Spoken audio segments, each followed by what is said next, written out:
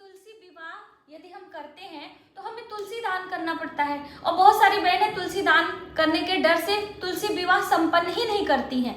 तो बिल्कुल आपको डरने की जरूरत नहीं है।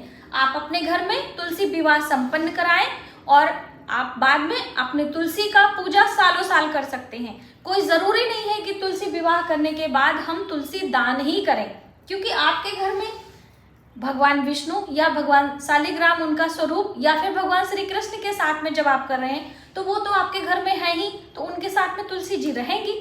और तुलसी माता को जो श्रृंगार की सामग्री चढ़ाते हैं, तो श्रृंगार की सामग्री में आप देख लीजिए, जैसे कि भगवान विष्णु के लिए पीला कपड़ा और माता के लिए इस तरह की चुनरी वगैरह रहती है, और ये चूड़ियाँ हैं, और जो भी आपका बन पड़ता है, आप श्रृंगार की सामग्री, मेहंदी है, महावर है, बिंदी है, आलता है, इत्र है, ये सभी चीजें श्रृंगार के अंतर्गत आती हैं और आप विवाह के समय हम माता को भेंट करते हैं। अब इसे हमें बाद में क्या करना है, बहुत सारा कंफ्यूजन रहता है। तो देखिए, ये श्रृंगार की सामग्री हम जब भी कोई पूजा पाठ अपने घर में करते हैं तो देवियों को चढ़ाते हैं। उसके बाद हम इससे प्रसाद के रूप में, जैसे आपने फल मिठाई आदि चढ़ाई है तो आप स्वयं कुछ लेते हैं, अपने परिवार में देते हैं, बाकी आप आस पड़ोस में बांटते हैं। उसी तरीके से ये श्रृंगार की सामग्री भी होती है कि हम इसे चढ़ाते हैं प्रसाद के रूप में कुछ लेकर और मंदिर में ब्राह्मणी को देते हैं। देखिए, ब्राह्मण का दान बहुत बड़ा दान होता है। अक्सर आप लोग कहते हैं जरूरतमंद को हम दे दें, किसी वैसे व्यक्ति को दे दें, ऐसा नहीं है। ब्राह्मण का दिया गया दान आपको उसका ज्यादा पुण्य फल मिलेगा। आप किसी जरूरतमंद की मदद कर रहे हैं, वो आपकी इच्छा है, उसकी मदद करें, उसे प्रसन्न करें, वो एक अलग बात है। ठीक है। अब दूसरा सवाल आता है कि हम कलश कौन सा लगाएं पूजन में, जैसे विवाह होता है तो कौन सा कलश रखें। तो देखिए, जब भी आपने देखा होगा घर में भी किसी का विवाह होता है तो शुभ कलश लगाया जाता है, मंगल कलश लगाया जाता है। तो मंगल कलश कौन सा होता है, आप इस पे स्वस्तिक बना दें, चावल और ये जवारे लगाकर, इस तरह से कई प्रकार के रंग के चावल चढ़ाए जाते हैं। स्पेशली दीप कलश लगाते हैं, छोटी मोटी भाषा में आप समझें कि दीप कलश लगा लें।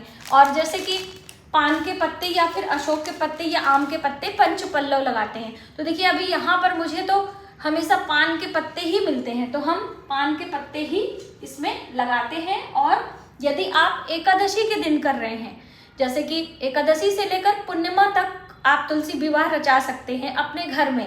तो एकादशी पर यदि कर रहे हैं तो ये देखिए, तिल है, सफेद तिल ही हम इसमें रखेंगे सरई के रूप में, और सफेद तिल का ही अक्षत हम इस्तेमाल करेंगे।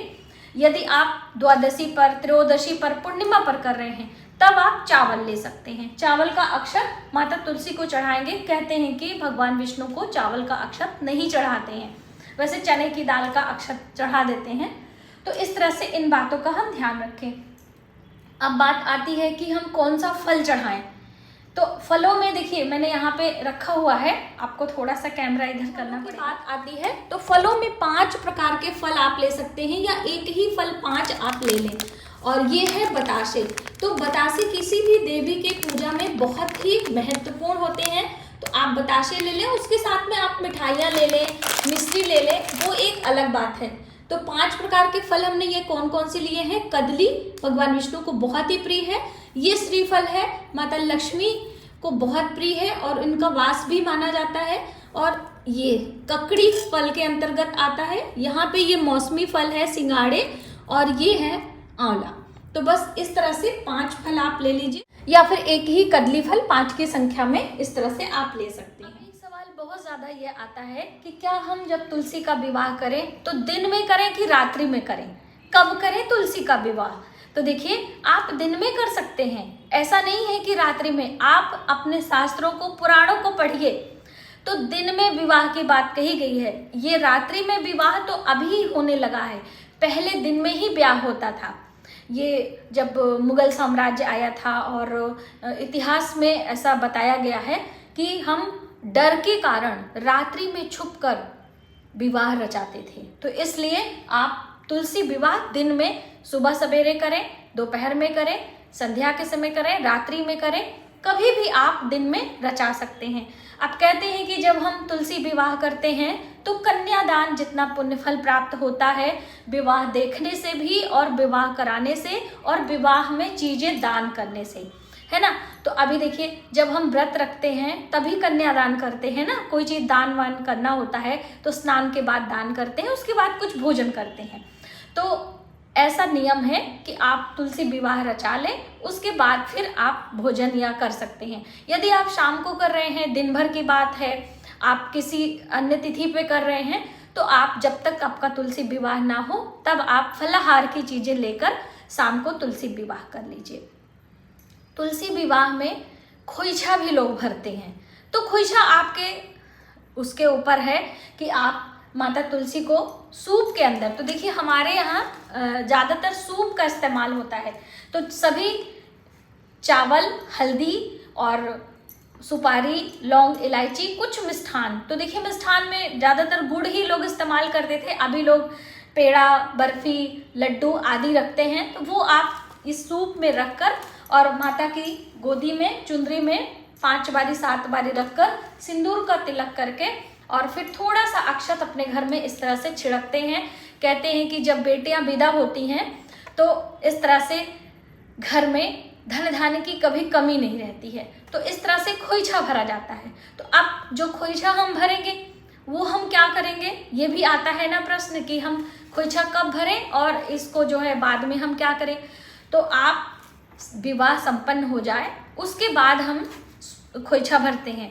तो खोइछा में जो ये चुंदरी वगैरह आपने चढ़ाई है ना जो माता को, उसी को रखकर और उसमें थोड़े से चावल, अनाज, चावल, हल्दी, ये हम बात करें यहाँ पे है, ये इस तरह से आप ले लीजिए और इसमें डाल दीजिए हल्दी की गांठ और इसमें रख लीजिए सुपारी और इसमें रख लीजिए कुछ मिष्ठान। तो मिष्ठान में हमने यहाँ पे जैसे कि बताशे लिए हैं तो ये हम बतासे रख लेंगे और इसमें हम कुछ रख देंगे दक्षिणा। तो ये हमने यहाँ पे दक्षिणा रखा हुआ है, ये है दक्षिणा। तो क्योंकि देखिए बिना दक्षिणा के हमारा कोई भी दान संपन्न नहीं माना जाता है, तो आप इन सब चीज़ों को लेकर माता रानी का खोइछा भर दीजिए। और फिर इस खोइछे को थोड़ा सा पूरा ऐसे खाली करके नहीं देते, घर में छिड़क कर और थोड़ी सी चावल अपनी रसोई में रख लीजिए। बाकी ये हम मंदिर में जो भोजन मैंने कहा है एक थाली निकालने के लिए, तो वो आप दान कर दीजिएगा। इसी के साथ में बाकी श्रृंगार की सामग्री रख दीजिएगा। तो ये कुछ छोटी छोटी महत्वपूर्ण जानकारी होती है कि जब भी हम कोई विवाह रस्म या फिर कोई भी इस तरह की पूजा पाठ करते हैं तो बहुत सारी बहनें कंफ्यूज हो जाती हैं। तो मैंने सोचा मैं इस तरह की एक वीडियो आपके लिए लेकर आऊं जिससे कि आपकी सभी कंफ्यूजन दूर हो। और दोस्तों सबसे अहम बात कि एकादशी के दिन दरिद्र भगाने की परंपरा है। हमारी दादी नानी हमारे यूपी में एकादशी पर करते हैं और बाकी लोगों के यहाँ जो है दीपावली पे दरिद्र भगाते हैं। तो दरिद्र भगाने का नियम, दरिद्र भगाने का समय और क्या सावधानियां हमें रखनी है वो हम आपके लिए एक अलग से सेपरेट वीडियो लाएंगे, लेकिन उसके लिए सूप की आवश्यकता होगी। देखिए अभी बहुत सारे लोग कटोरी, चम्मच, घंटी हिला देते हैं, प्लेट बजा देते हैं, चम्मच बजा देते हैं, ऐसा नहीं है। देवी भागवत पुराण में इसके बारे में विस्तार पूर्वक बताया गया है कि माता लक्ष्मी की प्रसन्नता के लिए हम क्या क्या कर सकते हैं अपने घर में। मुख्य दरवाजे पे दीपदान, आंवले का दीपदान, कैसे श्रीफल में माता का निवास होता है, सिलबट्टे पर माता का निवास होता है, झाड़ू पर माता खड़ी होती हैं और सूप पर विराजमान होती हैं। तो ये सभी चीज़ें माता लक्ष्मी को प्रिय भी हैं और उनसे जोड़कर भी देखा जाता है।